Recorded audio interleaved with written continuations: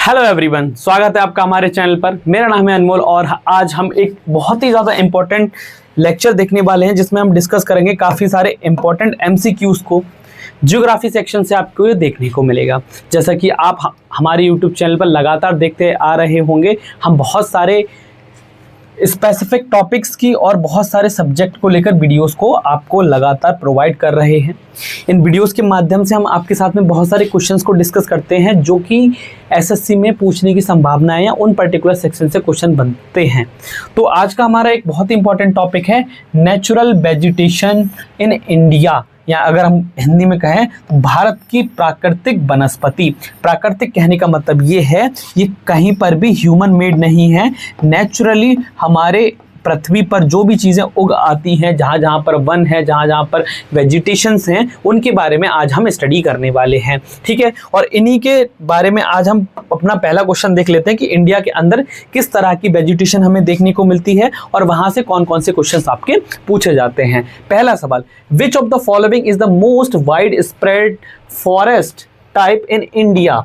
तो यहाँ पर अगर सिंपल सी बात करें तो निम्नलिखित में से भारत में सबसे व्यापक वन प्रकार कौन सा है। तो इंडिया के अंदर सबसे लार्ज अमाउंट में, मेजर अमाउंट में कौन सा वन देखने को हमें मिलता है।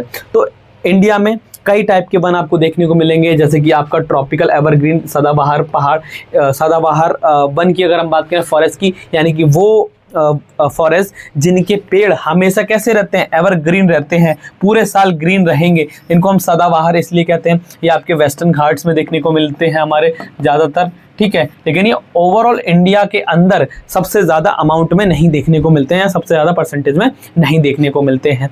ठीक है, इसके अलावा मैंग्रोव्स आपका फॉरेस्ट जो होते हैं, जो आपके डेल्टास वगैरह में प्रेजेंट रहते हैं, जिनकी क्या कहते हैं जड़ें जो होती हैं पानी के अंदर रहती हैं। इसके अलावा जो हमारा बी ऑप्शन है, जिनको हम ट्रॉपिकल डेसिडुअस या फिर कहा जाए उष्णकटिबंधीय पर्णपाती फॉरेस्ट भी जिनको हम कहते हैं, उष्णकटिबंधीय पर्णपाती कहने का मतलब ये है कि ये विंटर सीजन के बाद में क्या करते हैं, अपनी जो पत्तियां हैं, अपनी जो लीव्स हैं, उनको फॉल गिरा देते हैं और गिराने के बाद में ये क्या करते हैं और ये गिरा देते हैं और ये कैसे सबसे ज़्यादा लार्ज अमाउंट में, लार्ज परसेंटेज में, लार्ज एरिया के अंदर अपने इंडिया में प्रेजेंट रहते हैं। और ये डिपेंड करते हैं आपके 70 से 200 सेंटीमीटर जब वर्षा जिस जगह पर होती है वहाँ पर ये हमें देखने को मिलते हैं। तो इंडिया के अंदर सबसे ज़्यादा अमाउंट में, सबसे ज़्यादा परसेंटेज में अगर कोई प्रेजेंट है आपके फॉरेस्ट, तो वो आपके ट्रॉपिकल डेसिडुअस यानी कि उष्णकटिबंधीय पर्णपाती फॉरेस्ट आपको इंडिया के अंदर देखने को मिलेंगे। ठीक है, ये भारत के सबसे विस्तृत वन है। इन्हें मॉनसून वन भी कहा जाता है, या फिर हम कहा जाए तो रेनफॉल वन भी इसको कहा जाता है। मॉनसून वन के साथ में रेनफॉल वन भी इनको कहा जाता है। और ये आपके 70 से 200 सेंटीमीटर वर्षा वाले क्षेत्र में पाए जाते हैं। एवरग्रीन की बात कर रहे हैं तो एवरग्रीन में जहां पर भी 200 सेंटीमीटर से अधिक वर्षा होती है वहां पर हमें कौन से वन देखने को मिलते हैं, एवरग्रीन वन देखने को मिलते हैं। मैंग्रोव्स कहाँ, डेल्टा रीजन में, जैसे कि आपके अगर हम बात करें सुंदरबन का डेल्टा है वेस्ट बंगाल के अंदर, वहां पर आपको मैंग्रोव्स देखने को मिलेंगे। और माउंटेन्स की अगर हम बात करें तो ये हमारे हिमालय रीजन पे जहाँ पर देखने को मिलते हैं, जैसे कि देवदार के पेड़ जो रहते हैं, देवदार फॉरेस्ट जो रहते हैं, वो आपके माउंटेन एरियाज में हमें देखने को मिलते हैं। क्लियर है यहाँ तक। अगला सवाल, tropical evergreen forest are found in areas receiving more than annual rainfall. अभी जस्ट मैंने बताया कि आपके जो आपकी उष्णकटिबंधीय सदाबहार वन जो हैं, उनको उगने के लिए उनके वार्षिक वर्षा वाले क्षेत्रों में पाए जाते हैं। तो वो वार्षिक वर्षा कितने अमाउंट या कितने सेंटीमीटर में होती है, तो ये आपकी जहां पर मोर देन 200 सेंटीमीटर के आसपास जब बारिश होती है तो वहां पर हमें देखने को मिलते हैं हमारे ट्रॉपिकल एवरग्रीन फॉरेस्ट। ठीक है, तो option number C will be your correct answer. Clear है यहाँ तक। तो सदाबहार वन उन क्षेत्रों में पाए जाते हैं जहां 200 सेंटीमीटर से अधिक वर्षा होती है। यहाँ पेड़ एक साथ कभी भी पत्ते नहीं गिराते। ये सदाबहार इन्हें क्यों कहा जाता है, सदाबहार का मतलब, इनका सिंपल सा मतलब ये है कि यहाँ पर कभी भी पेड़ों से पत्तियां नहीं गिरती हैं, यहाँ पर पेड़ों पर पत्तियां हमेशा रहती हैं। कहाँ कहाँ देखने को मिलते हैं ये हमारे, तो जैसे कि वेस्टर्न घाट जहाँ पर सबसे ज़्यादा अधिक रेनफॉल हमें देखने को मिलता है। उसके अलावा आपके शिल्लोंग का प्लेट्यू, वहाँ पर हमें देखने को मिलेंगे। ये सबसे ज़्यादा उन जगहों पर मिलते हैं। और इसके अलावा जैसे कि मेघालय रीजन में हमें ये देखने को मिलेंगे जहाँ पर बारिश सबसे ज़्यादा होती है। तो जितने भी हमारे ट्रॉपिकल एवरग्रीन फॉरेस्ट हैं वो ऐसे एरियाज में मिलेंगे जहाँ बारिश 200 सेंटीमीटर से ज़्यादा होती है। ठीक है, क्लियर है। 50 सेंटीमीटर में आपके डेजर्ट टाइप के जैसे कांटेदार जो पौधे होते हैं, थॉर्न वेजिटेशन जिसको कहा जाता है। आपने कॉमन सा एग्जांपल सुना है जैसे कि नांगफनी का जो पेड़ देखने को मिलता है वो आपका कम, जहाँ पर पानी की सबसे ज़्यादा कमी होती है वहाँ पर ये हमें देखने को मिल जाता है। 70 से 100 सेंटीमीटर की बात करें तो डेसीडियस जो पर्णपाती आपके फॉरेस्ट वन होते हैं वो दो टाइप के होते हैं, एक आपके मॉइस्ट और दूसरे आपके कैसे होते हैं, ड्राई। और ये जो है अगर 70 से 100 सेंटीमीटर की बारिश हो रही है वहाँ पर तो उसको ड्राई डेसिडुअस फॉरेस्ट कहा जाता है, और 100 से 200 सेंटीमीटर की हो रही है तो वो मॉइस्ट डेसिडुअस, जैसे कि आपके सागौन शीशम वगैरह के जो पेड़ वन होते हैं वो आपके मॉइस्ट कैटेगरी के अंडर में आते हैं। क्लियर है यहाँ तक। चलो अगला सवाल, सुंदरी tree species primarily found in which type of forest. सुंदरी जो टाइप की ट्री की स्पीसीज है वो पर्टिकुलर किस एरिया में हमें देखने को मिलती है, यानी अगर सिंपल लैंग्वेज में हम कहें सुंदरी वृक्ष की प्रजाति मुख्य रूप से किस प्रकार के वन में पाई जाती है। तो सुंदरी जो ट्री की प्रजाति है वो आपकी कैसी प्रजाति है, इनकी जड़ें पानी में रहती हैं और ये डेल्टा रीजन में क्या होती हैं हमें देखने को मिलती हैं, यानी कि इनका जो पर्टिकुलर कहा जाए प्रेजेंस है जहाँ पर एक्सेस वाटर प्रेजेंट होता है, सॉल्टी वाटर प्रेजेंट होता है, वहाँ पर हमें देखने को मिलती हैं। तो ये आपकी कैसी, आपकी किस टाइप के कैटेगरी के अंडर में आएंगे, तो ये आपके मैंग्रोव कैटेगरी में आते हैं। जैसे सुंदरवन के डेल्टास में जो प्रेजेंट आपके वन है, जो फॉरेस्ट हैं, वो आपके कौन सी कैटेगरी के, मैंग्रोव फॉरेस्ट के अंडर में आते हैं। सुंदरी के पेड़ गंगा ब्रह्मपुत्र डेल्टा यानी कि सुंदरवन डेल्टा में पाए जाते हैं। ये खारे पानी में जीवित रह सकते हैं। They are founded in Ganga Brahmaputra delta and they can survive in saline water too. बबूल जैसे कि थॉर्न कैसे होते हैं, बबूल हो गया, खेजरी हो गया, खेजरी आपके राजस्थान में मिलते हैं। डेसिडियस में आपके टीक, साल, पीपल, ये सब डेसिडियस कैटेगरी के हैं। एल्पाइन में आपके जूनिपर, सिल्वर, फिर एल्पाइन में जब पहाड़ों के ऊपर जब बहुत ज़्यादा हाइट बढ़ जाती है वहाँ पर आपके एल्पाइन ट्री देखने को मिलते हैं जिनकी हाइट छोटी होती है। क्लियर है यहाँ तक। अगला सवाल, which state is the leading producer of sandalwood in India, यानी कि भारत के अंदर चंदन का प्रमुख उत्पादक राज्य कौन सा है। आप सब अच्छे से जानते होंगे साउथ साइड में हमारे चंदन सबसे ज़्यादा देखने को मिलता है। आपने पुष्पा मूवी भी देखी होगी जहाँ पर चंदन की तस्करी भी की जाती है। तो इससे आपको आइडिया ये लगा होगा मूवी देखने के बाद कि जो चंदन की खेती है, चंदन के जो सबसे ज़्यादा पेड़ पाए जाते हैं हमारे, वो साउथ रीजन में पाए जाते हैं। और साउथ में भी स्पेसिफिकली अगर हम स्टेट की बात करें तो कर्नाटका के अंदर सबसे ज़्यादा आपके चंदन के पेड़ देखने को मिलते हैं। चंदन उष्णकटिबंधीय पर्णपाती वनों की प्रजाति है और इसका सबसे अधिक उत्पादन कर्नाटका राज्य में किया जाता है। क्लियर है यहाँ तक। चलो अगला सवाल, teak and sal are the dominant species of which type of vegetation, यानी कि सागौन और साल किस प्रकार की वनस्पति की प्रमुख प्रजातियां हैं। तो ट्रॉपिकल एवरग्रीन आपके कैसे फॉरेस्ट वेस्टर्न घाट वगैरह में रहते हैं, सदाबहार पेड़ है, या फिर ट्रॉपिकल डेसिडुअस पर्णपाती आपका जो फॉरेस्ट रहते हैं, या फिर माउंटेन। तो हम यहाँ पर जो आपके सागौन हैं और साल हैं ये स्पेसिफिकली ट्रॉपिकल डेसिडुअस यानी कि उष्णकटिबंधीय पर्णपाती फॉरेस्ट के अंडर में आते हैं। और इनकी भी अगर हम स्पेसिफिक कैटेगरी की अगर बात करें तो ये मॉइस्ट डेसिडुअस पर्णपाती फॉरेस्ट वन के अंदर में देखने को हमें मिलते हैं। ठीक है, तो ट्रॉपिकल डेसिडुअस फॉरेस्ट, सागौन जिनको हम टीक पर्णपाती वनों का सबसे प्रमुख वृक्ष है, साल और शीशम भी इसी श्रेणी के अंदर में आते हैं। अगला सवाल, चीड़, देवदार और पाइन किस क्षेत्र में पाए जाते हैं। अब आपने चीड़ के पेड़ सुने होंगे, पाइन के पेड़ सुने होंगे और साथ ही साथ आपने देवदार के पहाड़ भी देखे होंगे। और देवदार के पहाड़ हमारे ज़्यादातर कहाँ देखने को मिलते हैं, हमें माउंटेन्स पे देखने को मिलते हैं। माउंटेन्स एरियाज में आपके देखने को मिलेंगे, पहाड़ों पे आपको सबसे ज़्यादा देखने को मिलेंगे देवदार के पहाड़। और पहाड़ सबसे ज़्यादा हमारे कहाँ देखने को मिलेंगे, सुंदरवन में पहाड़ हैं क्या, थार डेजर्ट में पहाड़ हैं क्या, या वेस्टर्न घाट्स में हमको पहाड़ देखने को मिलेंगे। लेकिन वेस्टर्न घाट्स में उतने ज़्यादा अमाउंट में प्रेजेंट नहीं होते आपके देवदार और इसके चीड़ के पेड़। तो ये हिमालयाज रीजन में सबसे ज़्यादा देखने को मिलेंगे आपके कौन से, चीड़, देवदार और पाइन के ट्रीज। ठीक है, ये पर्वतीय वन है, हिमालय में 1500 से 300 मीटर की ऊंचाई पर शंकुधारी, और ये इस तरीके से आपने देखा होगा, बहुत हाइट होती है इनकी, सीधे सीधे पेड़ होते हैं, लेकिन ये शंकुधारी तरीके से ग्रो होते हैं। इस तरीके से ये आपको देखने को मिलेंगे, ठीक है। और ये कॉर्निफेरस ट्रीज भी हम इनको कहते हैं, ठीक है, शंकुधारी वृक्ष। देवदार, durable would use for the construction. अगर हम बात करें, डेजर्ट में आपके थॉर्निवस यानी कि कांटेदार कैक्टस वगैरह देखने को मिलते हैं, और वेस्टर्न घाट में आपके टाल हार्डवुड देखने को मिलती है। अगला सवाल, in areas with annual rainfall less than 70 centimetre which vegetation is found. 70 centimetre की वर्षा से कम वार्षिक वर्षा वाले क्षेत्रों में कौन सी वनस्पति पाई जाती है। जहां पर आप ये मान के चलिए वर्षा बहुत कम हो रही है, 70 सेंटीमीटर से भी आपकी कम वर्षा देखने को हमें मिल रही है, तो उस एरिया में जब पानी की कमी हो जाती है तो ऐसी जगह पर हमें देखने, अब जैसे डेसिडुअस है, यहाँ पर आपकी वर्षा होती है। एवरग्रीन में तो आपके 200 सेंटीमीटर के आसपास ही वर्षा देखने को मिलेगी। तटीय क्षेत्रों में तो पानी की कमी कभी वैसे भी नहीं होगी, लेकिन ट्रॉपिकल जो थॉर्न कांटेदार जो पेड़ हैं वो कम वर्षा में भी क्या कर सकते हैं, सरवाइव कर सकते हैं। और जब ये कम वर्षा में सरवाइव कर सकते हैं तो हमें ऐसी जगह पर जहाँ पर कम वर्षा देखने को मिलती है, वहाँ पर हमें कौन से पेड़ देखने को मिलेंगे, कांटेदार, जैसे कि कैक्टस वगैरह हो गए। ट्रॉपिकल थॉर्न वाले कौन से पेड़ देखने को मिलेंगे, 70 सेंटीमीटर से कम वर्षा वाले अर्ध शुष्क क्षेत्रों में कांटेदार बन पाए जाते हैं। क्लियर है यहाँ तक।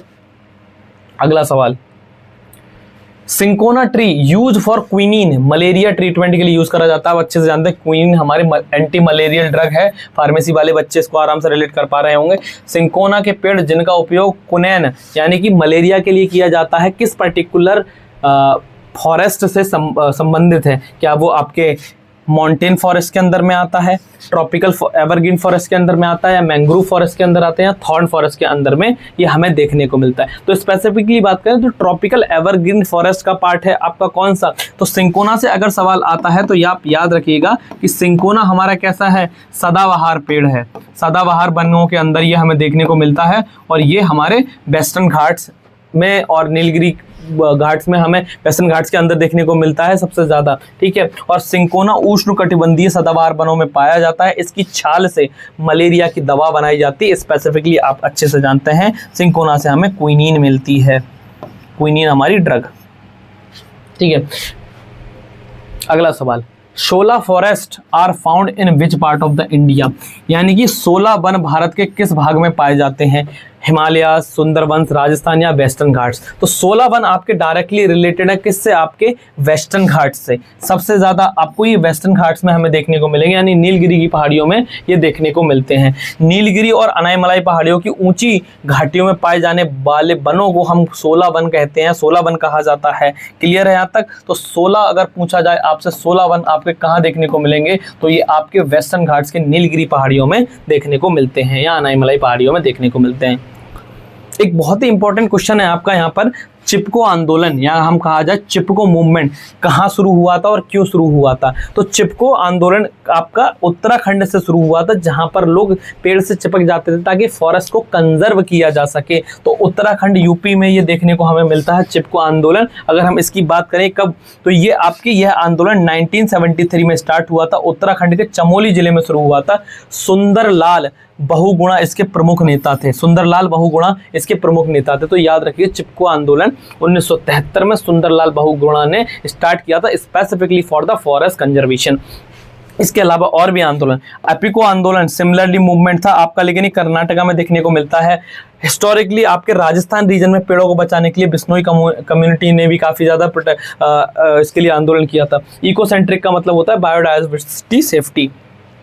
अगला सवाल, the natural habitat of Asiatic lion is located in, तो आपके जो एशियाई शेर का प्राकृतिक आवास कौन सा माना जाता है? जो एशिया के शेर हैं आपके एशियाटिक लायंस हैं, उनके लिए उनका घर, उनका पर्टिकुलर आवास किस पर्टिकुलर फॉरेस्ट या वन को माना जाता है? तो आपके जो गिर फॉरेस्ट हैं, गिर वन की अगर हम बात करें, वहाँ पर आपके जो लायंस है वो रहते हैं। गुजरात का गिर वन एशिया के शेरों का एकमात्र प्राकृतिक आवास है। यहाँ शुष्क पर्णपाती वन पाए जाते हैं, और जहाँ पर आपके देखने को मिलते हैं कौन से? Asiatic lions. और अगर हम सुंदरवन की बात करें तो यहाँ पर रॉयल बंगाल टाइगर हमें देखने को मिलते हैं, और काजीरंगा जो फॉरेस्ट है वहाँ पर आपके एक सींग वाले राइनो देखने को मिलेंगे, और कान्हा जो फॉरेस्ट है वहाँ पर आपके टाइगर्स और बारहसिंगा की सबसे ज़्यादा प्रजाति हमें देखने को मिलती है।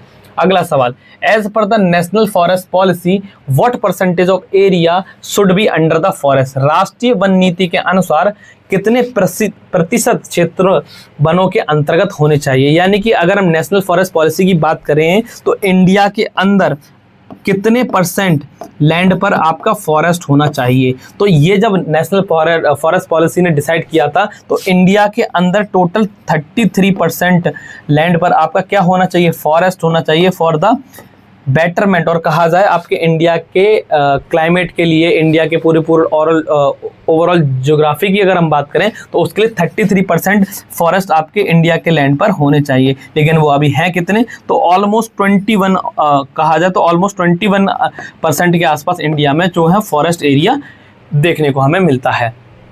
ठीक है, तो द नेशनल फॉरेस्ट पॉलिसी 1980 में आपका जो क्या करती है, ये डिसाइड करती है, रिलीज करती है कि 33% of India total land under the होना चाहिए। ठीक है, करंट स्टेटस क्या है? 24.6% इंक्लूडिंग ट्रीज आपको देखने को मिलता है।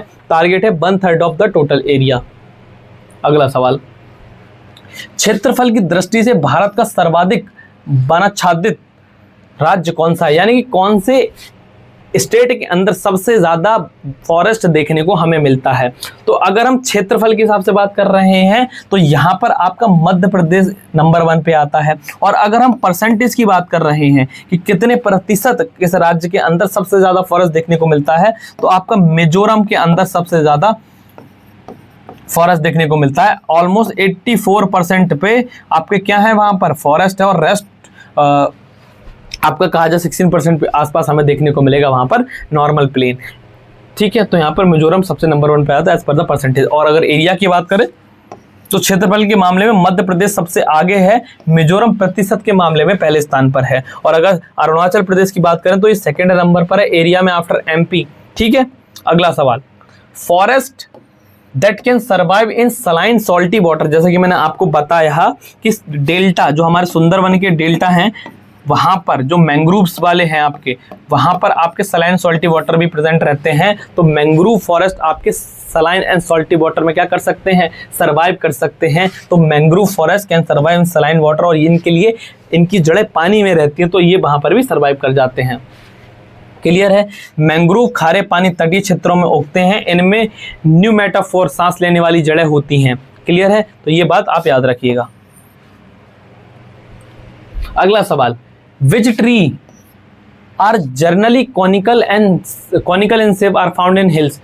कौन से वृक्ष आमतौर पर शंक्वाकार होते हैं और पहाड़ियों में पाए जाते हैं? तो आप बहुत अच्छे से जानते हैं कि जो आपके देवदार के पहाड़ भी होते हैं, शंकुधारी पहाड़ पेड़ जो होते हैं उनके अंदर हमें देखने को मिलते हैं इस तरीके के पेड़। तो और जिनको हम क्या बोलते हैं, कॉनीफेरस या शंकुधारी पेड़ भी कहा जाता है उनको। तो वो आपके कहाँ, पहाड़ों में हमें सबसे ज़्यादा देखने को मिलते हैं। तो पहाड़ी क्षेत्रों में पाए जाने वाले इन पेड़ों की आकृति शंकु जैसी होती है ताकि बर्फ आसानी से गिर सके। ठीक है, और ये कितने अल्टीट्यूड, ऑलमोस्ट 1500 से लेके 2500 मीटर की हाइट पर ये आराम से उग सकते हैं। और इनकी जो लीव्स होती हैं वो निडल शेप की लीव्स होती हैं, जिसके ऊपर क्या हो सकता है, आपका बर्फ ज़्यादा देर तक ना रुके। क्लियर है यहाँ तक? अगला सवाल हम देख लेते हैं, in which year was the wild life protection act implemented? India के अंदर वन्य जीव संरक्षण अधिनियम किस वर्ष लागू हुआ था? कुछ पर्टिकुलर नियम है जिनके बारे में हम आपको बता रहे हैं, वो बहुत ज़्यादा क्वेश्चन एसएससी में कई बार पूछ लिया जाता है। अगर हम वाइल्ड लाइफ प्रोटेक्शन एक्ट की बात करें तो 1972 में आपका वाइल्ड लाइफ प्रोटेक्शन एक्ट क्या किया गया था, लागू किया गया था। वन्य जीव संरक्षण अधिनियम 1972 में लागू हुआ था। ये अवैध शिकार रोकने के लिए कानूनी सुरक्षा प्रदान करता है। साथ ही साथ 1980 में फॉरेस्ट कंजर्वेशन एक्ट पास हुआ था, और 1986 में एनवायरमेंट प्रोटेक्शन एक्ट आपका लागू हुआ था, और 1973 में प्रोजेक्ट टाइगर लॉन्च किया गया था। तो काफ़ी ऐसे फॉरेस्ट से रिलेटेड जो एक्ट हैं वो बहुत ज़्यादा इंपॉर्टेंट हो जाते हैं, जहाँ से एसएससी कई बार सवाल पूछता है। अगला सवाल हम देख लेते हैं, which vegetation type sets leaves specifically to conserve moistures? यानी कि कौन सा वनस्पति प्रकार नमी बचाने के लिए विशेष रूप से पत्ते गिरा देता है? ये इंपॉर्टेंट है आपके लिए। देखिए, इंडिया के अंदर जो लार्जेस्ट फॉरेस्ट हमें देखने को मिलता है, जिसको हम क्या बोलते हैं, डेसिडुअस या पर्णपाती या उष्ण कटिबंधीय पर्णपाती फॉरेस्ट, वो क्या करते हैं, विंटर जाने के बाद अपनी पत्तियां गिरा देते हैं और देन वापस से नई पत्तियां उगती हैं। तो आपके जो पेड़ जो फॉरेस्ट पत्तियां गिरा देते हैं वो डेसिडुअस फॉरेस्ट की कैटेगरी के अंडर में आते हैं। यानी कि शुष्क मौसम में ये पेड़ बाष्पोत्सर्जन, जिसको हम क्या बोलते हैं, ट्रांसपायरेशन के टाइम पर अपनी पत्तियों को गिरा देते हैं वाटर को बचाने के लिए, और इसके बाद ये वापस से क्या करते हैं, रीग्रो करते हैं अपनी पत्तियां। अगला सवाल, the khejri tree is the state tree of which Indian state? खेजड़ी वृक्ष किस भारतीय राज्य का राज्य वृक्ष है? यानी कि कौन से स्टेट का खेजड़ी ट्री जो है वो कैसा है, स्टेट वृक्ष, यानी कि राज्य का राज्य वृक्ष है। तो खेजड़ी ट्री जो है आपका वो राजस्थान रीजन को बिलोंग करता है, और राजस्थान रीजन के इसको राज्य वृक्ष के दर्जा दिया जाता है। खेजड़ी राजस्थान का वृक्ष है। ये मरुस्थलीय परिस्थिति के तंत्र के लिए बहुत महत्वपूर्ण है, और इसीलिए इसको क्या करते हैं, और इसी के लिए क्या है, अमृता देवी डाइड प्रोटेक्टिंग खेजड़ी ट्रीज। तो इसके लिए बिश्नोई कम्युनिटी काफ़ी ज़्यादा इंपॉर्टेंट रोल प्ले करती है, जो कि खेजड़ी ट्रीज को प्रोटेक्ट करने के लिए जान तक दे देती है। उनके लिए खेजड़ी ट्री बहुत ज़्यादा इंपॉर्टेंट माने जाते हैं। और flora adopted in 50 less than, ये आपके 50 सेंटीमीटर रेंज में भी क्या कर सकते हैं, सर्वाइव कर सकते हैं। अगला सवाल, the western Ghats are known for which type of natural vegetation? जैसा कि मैं आपको इतनी देर से काफ़ी बार एग्जाम्पल में बता रहा था कि पश्चिमी घाट किस प्रकार की प्राकृतिक वनस्पति के लिए जाने जाते हैं। तो हमने अच्छे से जानते हैं वो पहाड़, वो पेड़ जो आपके सदाबहार पेड़ माने जाते हैं, जिनकी पत्तियां कभी नहीं गिरती, पूरे साल उनके ऊपर पत्तियां रहती हैं, यानी कि ट्रॉपिकल एवरग्रीन उष्णकटिबंधीय सदाबहार फॉरेस्ट आपके वेस्टर्न घाट्स में हमें देखने को मिलते हैं। तो पश्चिमी घाट में भारी वर्षा के कारण यहाँ सघन सदाबहार वन पाए जाते हैं। ठीक है, सघन का मतलब क्या होता है, काफ़ी ज़्यादा डेंस हमें फॉरेस्ट देखने को मिलेगा।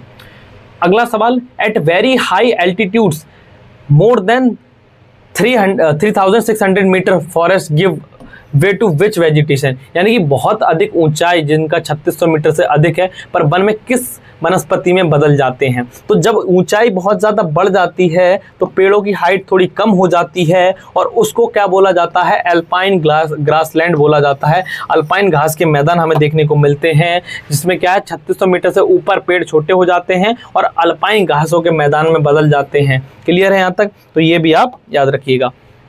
अगला सवाल, आबनूस, शीशम और महागनी के व्यावसायिक रूप से महत्वपूर्ण वृक्ष हैं, तो ये किस पर्टिकुलर कैटेगरी के हैं? ये आपके शीशम और महागनी आपके डेसिडस फॉरेस्ट की कैटेगरी में हमें देखने को मिलते हैं। सॉरी, डेसिडस की जगह ये यहाँ पर हम स्पेसिफिकली बात करें तो यहाँ पर आपके अलग अलग पेड़, शीशम, साल वगैरह आ जाते हैं, जो काफ़ी ज़्यादा मॉइस्ट कैटेगरी के देखने को मिलते हैं। लेकिन अगर शीशम की बात करें स्पेसिफिकली, इवोनी की बात करें, रोजवुड की बात करें, ये आपके ट्रॉपिकल रेन फॉरेस्ट में हमें देखने को मिलेंगे, जहाँ इनको हम वर्षा वन भी कहते हैं, और ये काफ़ी ज़्यादा इंपॉर्टेंट भी हमें देखने को मिलते हैं।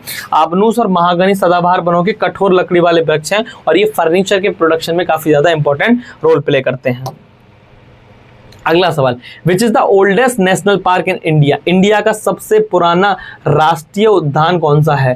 ठीक है, तो इसके बारे में आप बहुत अच्छे से जानते होंगे, आपने कई बार सुना भी होगा कि इंडिया का सबसे पुराना नेशनल पार्क कौन सा है। तो जिम कॉर्बेट पार्क को हम इंडिया का सबसे ज़्यादा ओल्डेस्ट नेशनल पार्क मानते हैं, और ये आपका 1936 में हेली नेशनल पार्क के रूप में स्थापित है। ये भारत का पहला राष्ट्रीय उद्यान माना जाता है। ठीक है, इसके अलावा काजीरंगा आसाम में है आपका, और ये आपका 1936 में स्टेब्लिश हुआ था।